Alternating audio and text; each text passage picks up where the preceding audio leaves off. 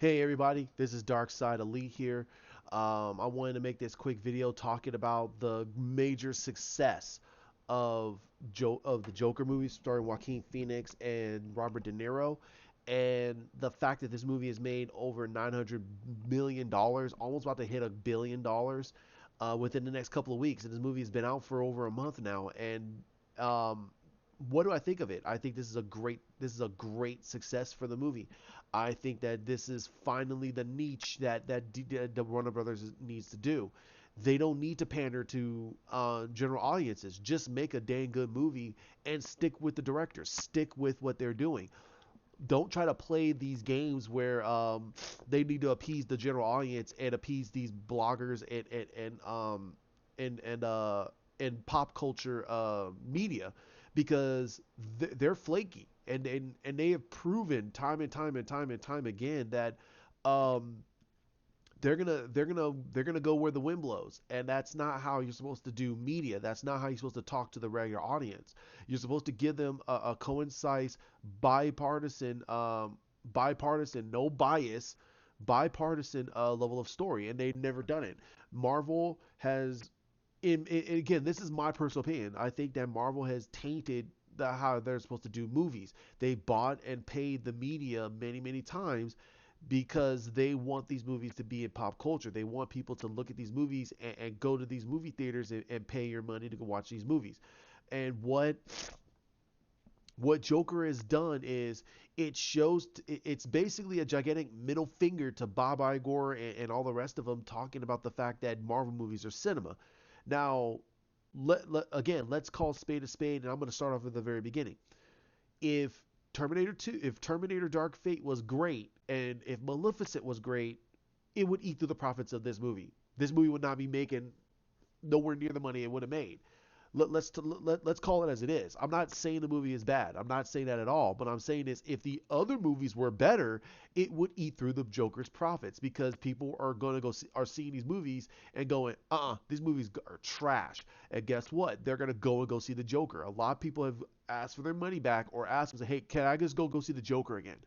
Uh, Most likely some families are taking their little kids to go see the Joker, which is not what I would suggest, but they would rather spend the money and go see the Joker and go do something else than go see these trash movies. Now I haven't seen Terminator Dark Fate yet. I will judge it when I go see it, and I will see it pretty soon.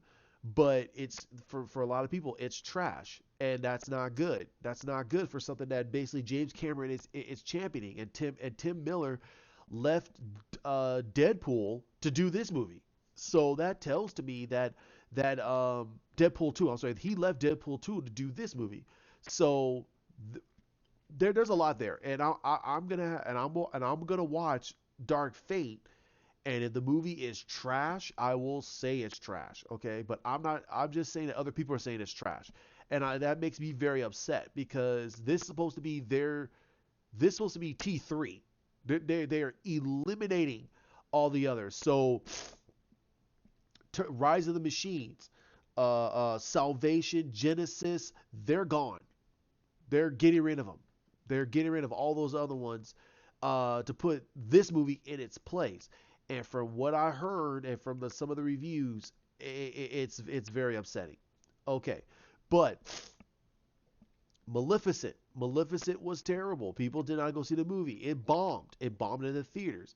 So if that movie was great, which the first one was okay, but to portray Maleficent in a good light is not as a misunderstood character is not what you do with a Disney character that's been a staple point of DC villains next to Cruella de Vil for close to almost 50 years. And to do that to the character was the dumbest thing they ever did. It's like they don't know what to do with their classic characters. It's just weird what Disney's trying to do here.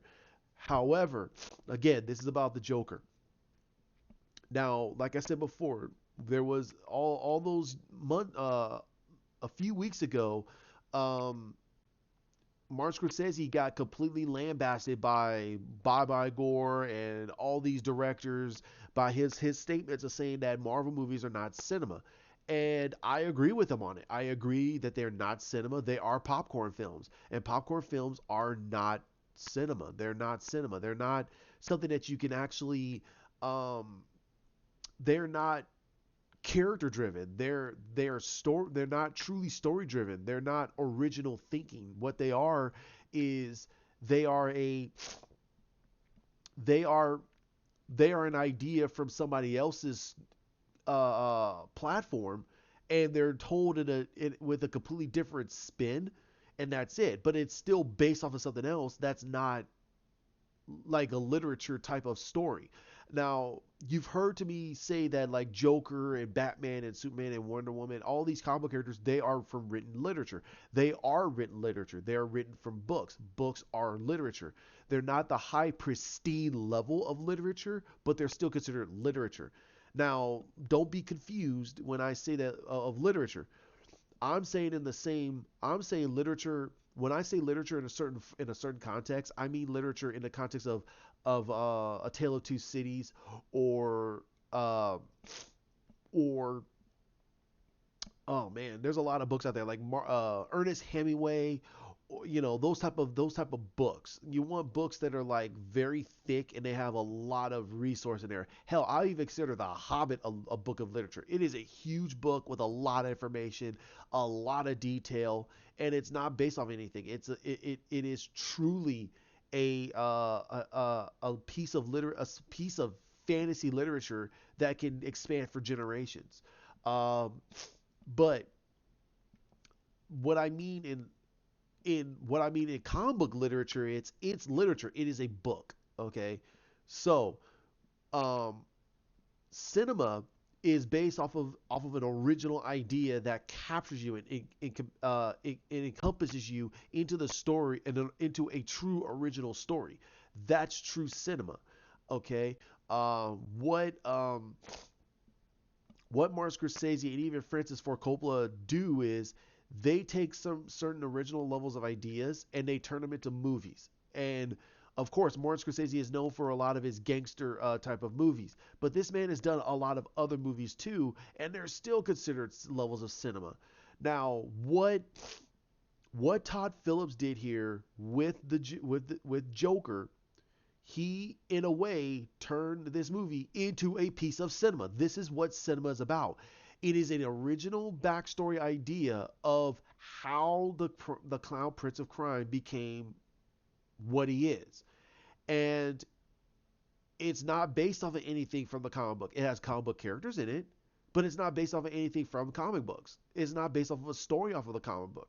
This is based off of an original idea of how does one man become the clown prince of crime for Gotham City.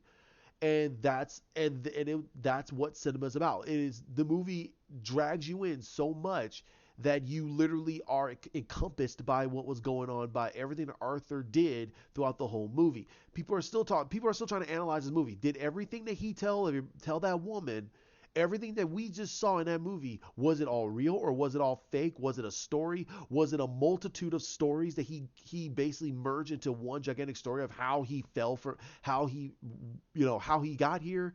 Or and There were certain things in there, and it makes sense. And it made sense to me. I'm still trying to figure it out. I want to go see the movie again. I want to sit down and watch this movie again and truly figure out, is everything that Arthur did in that movie, was it all in his head? And I think that that is a piece of cinema. Uh, uh, um, Interstellar is a piece of cinema. It encompasses you. Oh man, there's a lot. Most of Christopher Nolan's movies are pieces of cinema. It's not a knock to Marvel when they say it's not cinema. It's not a knock. It's just saying that that these movies here, like Joker or Insurgents, um, um, the one I just mentioned before, Interstellar. Those movies, a lot of Christopher Nolan movies, Martin Scorsese movies. A lot of them are encompassing movies. They pull you in with a great level of story and a great level of characters, and it is original. I'm not saying that Marvel doesn't do original movies. They actually don't.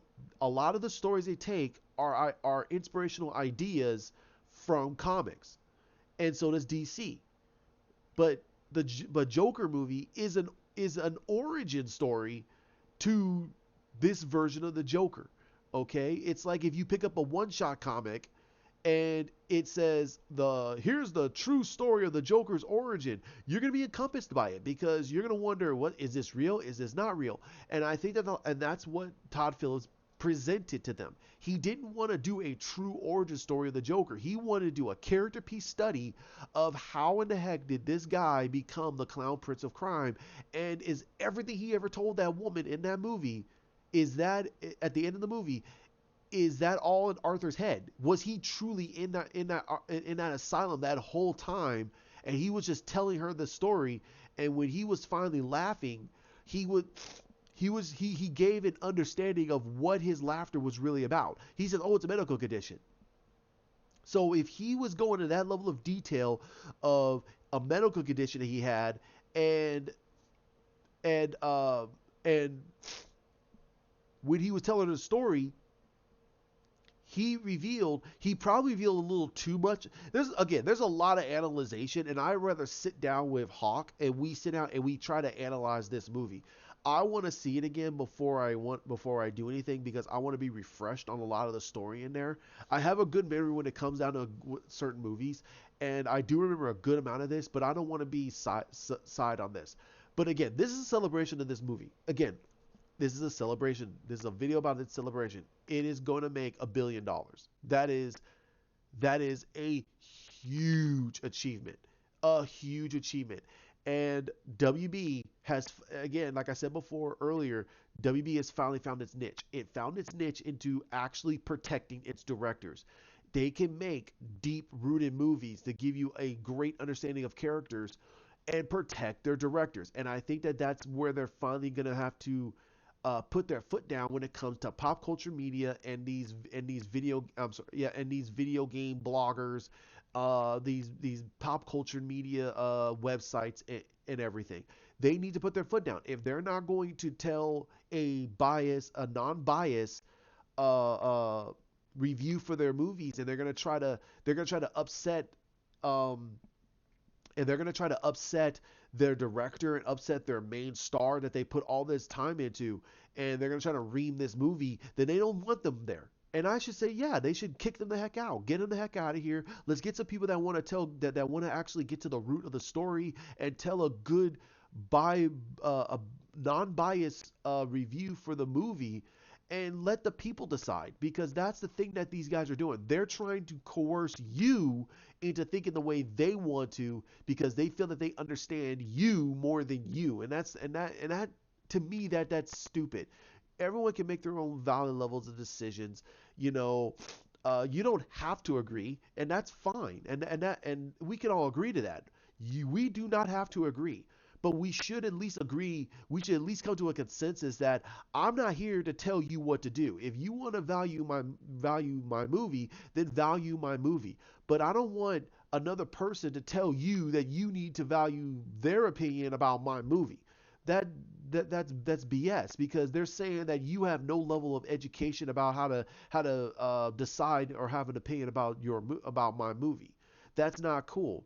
I think everyone should have their own opinionated their own opinions validated. If you can go see this movie and get some value out of it, then you paid your good money out of it. If you felt that the movie was crap, that's perfectly fine too. You could say that. You say, no, the movie was crap. I didn't like it. Say, okay, well, what do you like about it? And we could discuss it like adults.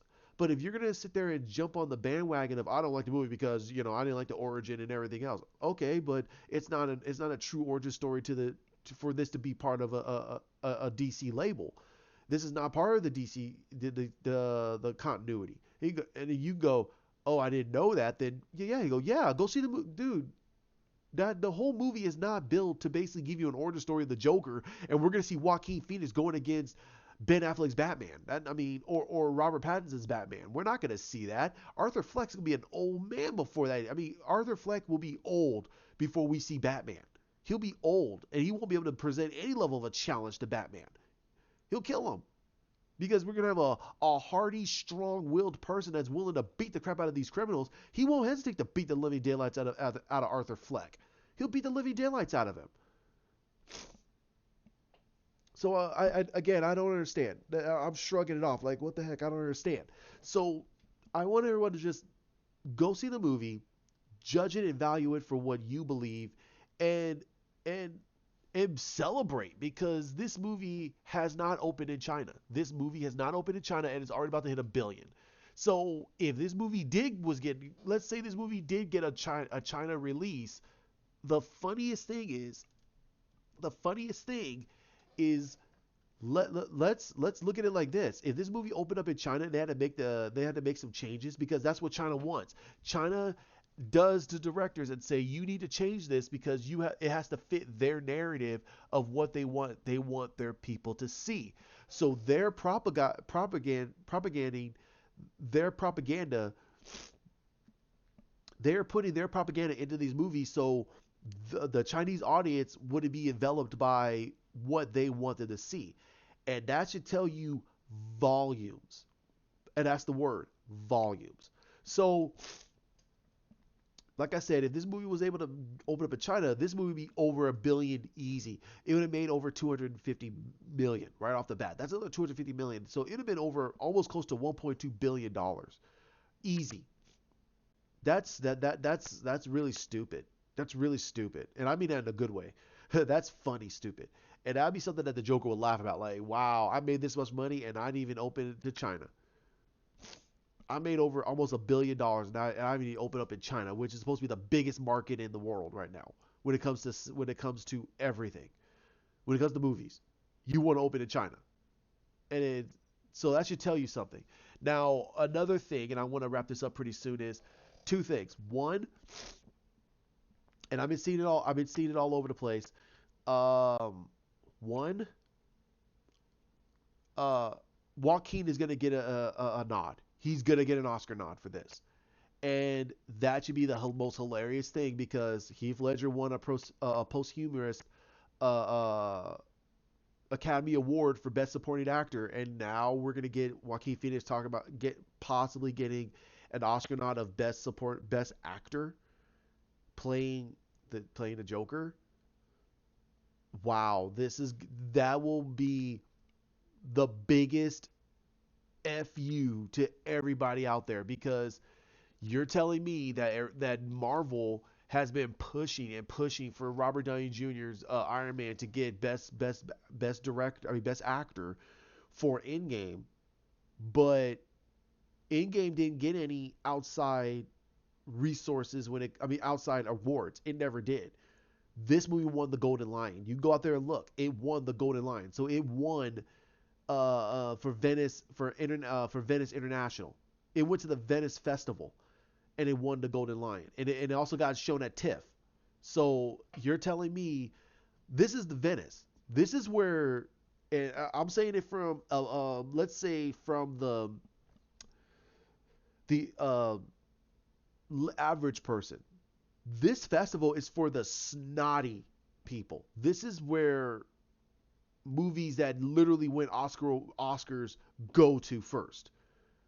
This is these are like the most pristine level of movies go to. You don't send Marvel there. No, they will get kicked out. They will get kicked out of there. They will not send Marvel to the Venice International Film Festival. They're not going to do that. They won't. They will not say no. They'll get this thing out of here. And for this movie to even get okay, for this movie to get looked at is an achievement. They're like Joker. Oh God, what is this about? Oh God, they looked at it and it won. It not just got viewed, it got nominated and it won the Golden Lion. That is a huge levels of achievement. And this movie had about let's say at most $70 million release. It won. It got its budget back. It won. It got almost its budget back and by the end of the weekend, it made close to almost close to 4 times its budget. So it already made back its budget. Plus, in one weekend, it made its budget back, plus the production budget and marketing budget doubled. That is stupid. That is stupid. That is really stupid. and now it's made close to it made over 10 times, maybe close to 12 or 13 times its budget. No, 13 over 13 times its budget. And I'm saying at the $70 million. If it's 55, oh wow. This movie is a monster success. It is the highest rate grossing it's the highest grossing rated R movie of all time. Again, that's a huge achievement. And I think that WB needs to start protecting its directors. It needs to stand behind their directors and their visions they because if they don't protect their directors, then they're not director driven. And I think that that's what the niche is. And I think that a lot of people need to understand that. DC is not going to do the Marvel route. They're not doing it. They're not going to do it. They've seen that the rated R's, a lot of these characters their deserve their view. Now, what's that to say about Aquaman or Wonder Woman 84? Now, Wonder Woman 84, that's where we're gonna find out what's going on. That is where we're gonna find out what's going on. In Wonder Woman 84, I don't care about Birds of Prey. Birds of Prey is gonna make as much as maybe around Shazam level. It might make Shazam amount, maybe more than that, and that's okay too. But it's not. But that is, to me, that doesn't equate anything. These movies are part of the Walter Hamada, and we got to see what's gonna happen. I think that we're gonna see what Wonder Woman 84 is. If Wonder Woman 84 is a much better structured film than the first one. And I'm not putting down Patty Jenkins. And don't quote me on that. I'm not putting down Patty Jenkins. I'm putting down the fact that we had confirmation that Jeff Johns came in and rewrote the whole third act. That is stated. It's out there. He rewrote the third act. And she filmed it because she had to. So now that not that whole movie is all Patty Jenkins. This is all Patty Jenkins. So we got to see how this movie comes out. Now the first two acts of the movie were solid. It was solid. I was like, yeah, okay, this is gonna be good. It felt good. It didn't feel like it was. It didn't feel forced. The third act felt forced. If this movie is structured where she says we're gonna bring in the glowing of the 80s and I hope that they don't what I hope that they don't do is I hope that they don't screw over and try to glamour. I'm sorry, I'm mincing my words here. It's like I said, it's almost 3 o'clock in the morning here. Um, what I don't want them to do is I don't want them to rehash Linda Carter's Wonder Woman. I don't want them to do that. Let it be its own movie. Gal Gadot worked very hard on the first movie. Let her be her own Wonder Woman. What I would like for them to do is do um I would like for them to show Linda Carter's Wonder Woman on TV in as reruns. That would be really cool, because though it was on during that time frame. This is 84. I was alive during that time frame. So yeah, it would make sense to me. It would make a lot of sense to me. A ton of sense to me. So I'm hoping that they do that. Now, people are talking about that this could be the subtle reboot of the DCEU. I don't think so. Wonder Woman does not seem like the character you want to place a reboot on. I think that what they're doing is they're going to take a lot of the structure that Snyder did and a lot of not the bare bones but the structure of each of these movies that part of Snyder's universe, and they're just going to let them go on a separate way, and then they're going to find other things that they could put in. Now, our biggest thing is, and we're still trying to figure it out, is when are we going to get another Man of Steel? They're talking about a CW version of a Superman TV show. I'm not watching it. I'm not watching it. Sorry.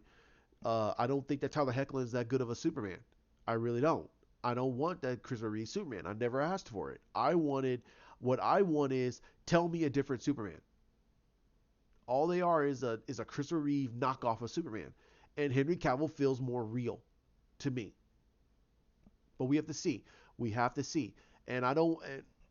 And there's a lot of other things I would like for them to do. There's a lot of things I would like for them to do that work and help that will help the DCEU.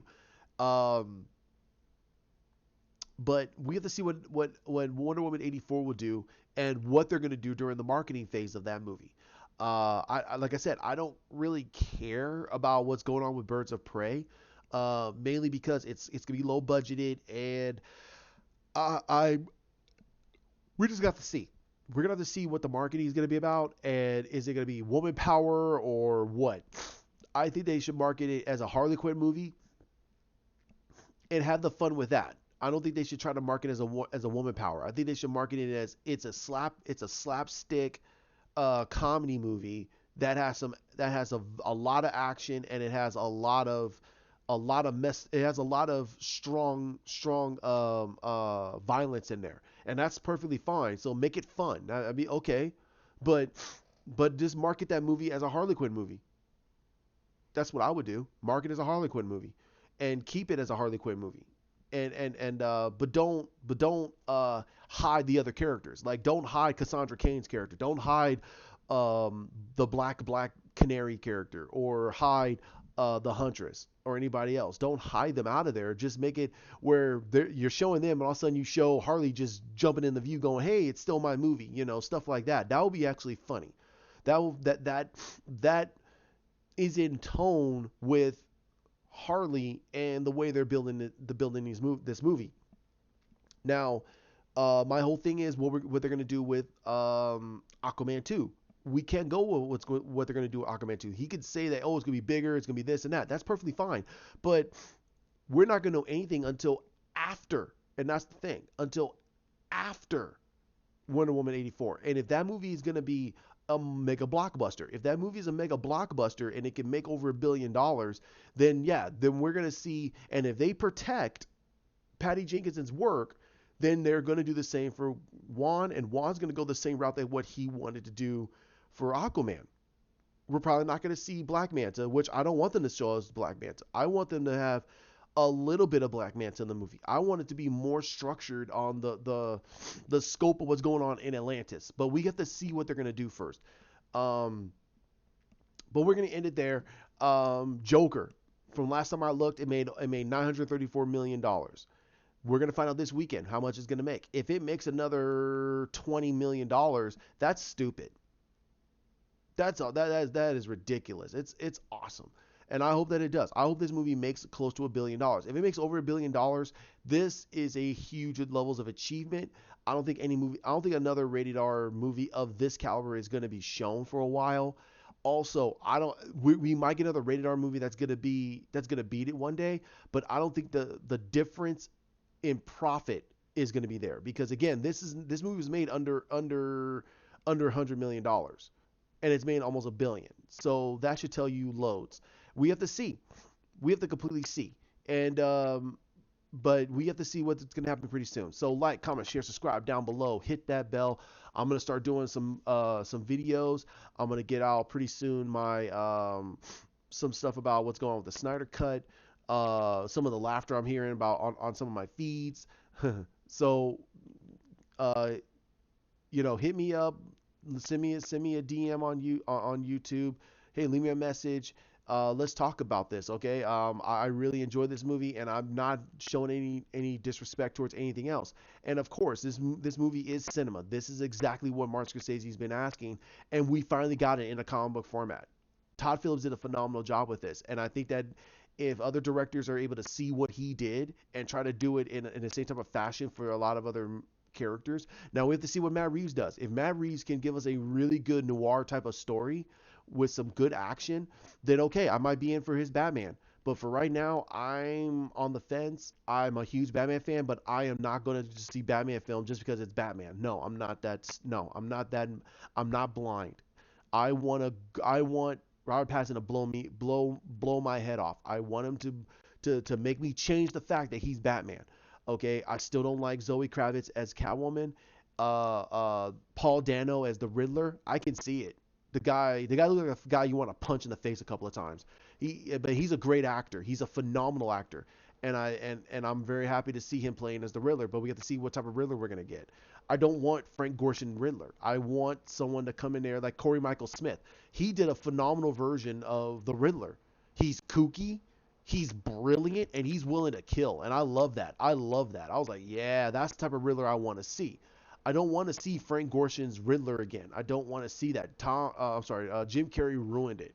Jim Carrey ruined it. He took his version, he took Frank Gorshin's version and just completely put him on acid and crack at the same time to me. He was all over the place. And I'm like, this is not the Riddler. Riddler is not this kooky.